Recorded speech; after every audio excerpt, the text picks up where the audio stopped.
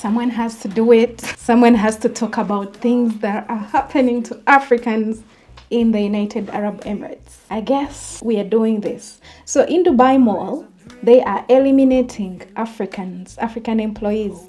I'm talking cleaners, people who are working in those retail shops, security. They are slowly eliminating Africans. At this point, I don't even want to say that it is slowly because the rate at which they've done it in the past couple of months, it's so recognizable by a naked eye. Even the blind can see that, hold up, you people, are you pushing out Africans? Because it looks like you're pushing out Africans. Why did you just remove that supervisor? They are removing them from Dubai Mall. I wonder why. So in today's video, let's try to dissect that kind of situation. Let's talk about the racism in Dubai. Let's talk about police brutality against Africans. Let's talk about police raids that are pushing Africans out of Dubai, out of the United Arab Emirates, not just Dubai. What's up? Welcome to my YouTube channel. My name is Monica. Welcome to Global Pulse with Monica. So on this channel, we basically talk about what I have experienced. Yes, I have lived in the United Arab Emirates for more than 4 years. Recently, I decided, you know what? Enough is enough. Let's address the problems that Africans are facing in the United Arab Emirates. If for nothing else, because I believe change can be done. There needs to be change. But if for nothing else, if we don't effect change in the United Arab Emirates, let's at least try to help our younger brothers and sisters who are thinking about to go to the United Arab Emirates. Let us help them change their mind. So, because this benefits them. If my sister is to travel to the United Arab Emirates, they need this kind of information. If for nothing else, if I can't stop them from going there, at least let them go with some information, which I believe is going to help them too. Because if you're gonna face racism somewhere, it is far better if you are aware that there is racism. For example, I have ever thought about going to the US, and I've watched so much regarding the racism in the US. So if I went there and, I encountered it, it's no surprise. But when it comes to the UAE, Africans are not aware. They are not ready. I was not ready. For example, I was never ready to fight for my salary. After working for someone for a full month, we have agreed, we have an agreement. You work for a full month, and at the end of the month, this person doesn't want to pay you. I was never prepared that I have to flex. I was never prepared that I have to flex my elbows to fight for my salary from my employer for a job that I actually have already done. So if my sister, who is about to pack their bags and go to try the greener pastures in the United Arab Emirates, they need this kind of information. If you have been warned, at least.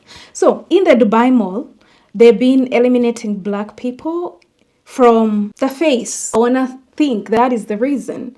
Maybe the black people are making the face of Dubai look a certain way. Otherwise, why would they be removing people that are clearly the most hardworking in that? I have worked in Dubai, obviously, and I've been in companies whereby some of my fellow employees are black and some are Asian, and I could tell that the black people were always working so hard because you feel like you don't belong.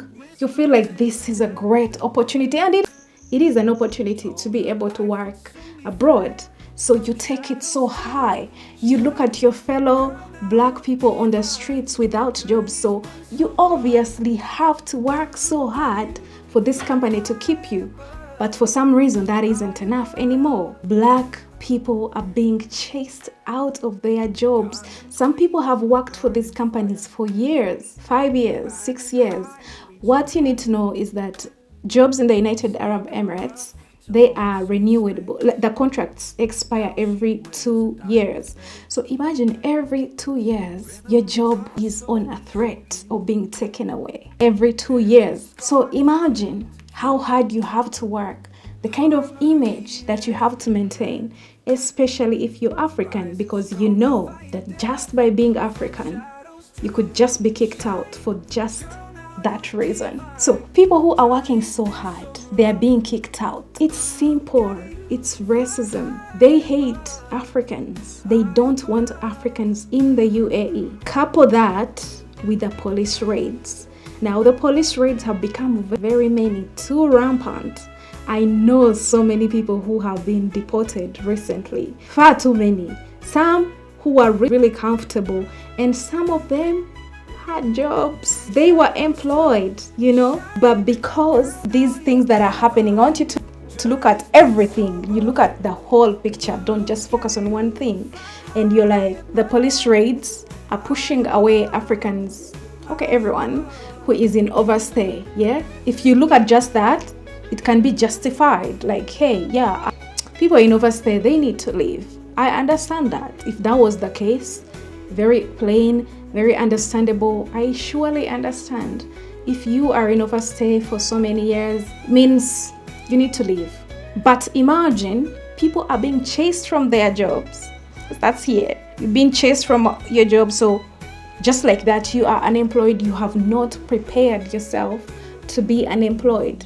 You have no plan whatsoever to be unemployed, because everyone needs a plan to be unemployed. You need to strategize. You need to have money in hand to survive a very expensive city such as Dubai. You need to have money in hand to renew your visa, to be able to sponsor yourself and get a freelance. Because after you lose your job, the next and immediate step is that, you don't have a visa. You're in overstay. And what happens next after that? The police raids too much. It's like literally every single day, sometimes more than once in a day. Because yesterday, there was a place which was raided during day, like around 2 p.m. In the night, there's another place that was raided. And obviously, they'll first fish out everyone without a visa and, send them to deportation. Because right now, there is still amnesty and they are trying to utilize it. Not even utilize it, because it is more than utilizing at this point. It is exploiting the amnesty. Because at first, it was to be for 2 months and they kept extending it. Right now, it's, I think, more than 4 months. They keep extending it. And the more they extend it, the more the raids. Have you guessed why? Because they are looking to push away Africans, whether you have a job, whether you have an ID, whether you have a freelance, they are looking to push away Africans. Personally, I had an ID, and actually, let me show you guys my ID. Let me see what I can cover. So this is my ID. You can see my beautiful picture right there. You can see the issuing date. It's pretty recent. But when they raided our place, I said, no, this is not how to live. I decided, you know what? I'm out of here. So the police raids are very effective. No wonder they are so rampant, because they are very effective. And they can tell. They will see people who are leaving, who have their valid visas, people with IDs that are leaving because of the police raids. Now imagine your target is to push people out. Maybe you have people who are renting your apartment and your target is to push them out. Really, you just need to use your place, even though they have paid rent, but you need your place. So you start cutting off electricity, cutting off water, doing all sorts of things to push them out. So the police raids are basically to nudge, especially Africans, out, and it is working. I get very many comments regarding my type of content, especially from people who I believe are Arabs, and they'll be like, Africans behave so badly. I want to keep talking about this. At some point, I had to fight for my salary, like flex my elbows. For real, this is no joke, no carps. For real, I had to do that. And I remember in that moment whereby at first I had to first reason out with this employer and explain to them like, hey, I've worked for you. We agreed when I started working, we had this agreement. You told me A, B, C, D. You told me this and that. I even had some receipts, like messages. And the employer just looked me dead in the eyes like, I'm not going to pay you. There is nothing you can do. And I knew they were right. I knew in that moment, that's when I actually realized that this person is right. And this person has done it before, and they had done it before to someone else, and they were telling me that I know there is nothing you can do. There used to be this person who used to work here, blah. They had to leave. I didn't do anything. They brought the police. So they brought the police and you still did not pay? Are you really telling this to me? I am a well-cultured woman. I tell you, I kid you not. I've been to school. I've studied. Apart from that, my mom raised me to be respectable, to respect myself to begin with. So if someone is telling me that there is nothing I can do, they have probably read me right, because I look like someone who will never fight. That's how I look like. But I had to flex my elbows. I had to go crazy. And that is one incident. Another incident is this employer was trying to exploit me. Let me tell you guys this short story. I was working for a company. I started working, and before I could sign the contract, they changed some things in the contract, from the things we agreed upon in the interviews. They changed everything up, and I was like, no, I don't need to work here anymore. I had worked for them almost a month, but like on probation without signing a contract. And they were keeping my passport because apparently they needed it to process my visa. I was like, sure, I don't mind, you can have my passport for the meantime as you process my visa. And then when I decided, all this crap in the contract I'm not agreeing to, and, I'm out of here, they were like, okay, you have to pay us money. I have to pay you. I've been working for you. You're not going to pay me. Instead, I'm supposed to pay you money. Think about that. And this happens a lot to Africans especially. You would never hear someone who is Indian experiencing this kind of thing. No, obviously they also have their own type of bad experiences. But if it's a food chain, Africans are at the bottom. So this person is taking my passport. They were in a very closed gate. So obviously they kicked me out, as in I left with my stuff without my passport. They even took my phone actually. And I was like, you know what? Just give me a second. I took some of my things. Let me take some of my things from here and then I'll be back. I came back with stones like a crazy woman. And I started stoning inside the gate. Some people were telling me in the comment section that some Africans actually were saying in the comment section that this bad behavior, this kind of racism is not done by the locals of the United Arab Emirates. I was like, some of these people have not experienced the racism in Dubai. They have not. Because anyway, I brought my stones, started throwing them inside. I said, they are going to call the police for me. I said, sure, call the police. I don't care what you do. I just need my stuff. I need my passport and I'll be out of here. So if you want to call the police because you don't want to give me my passport, please do. Let's start this conversation along with the police.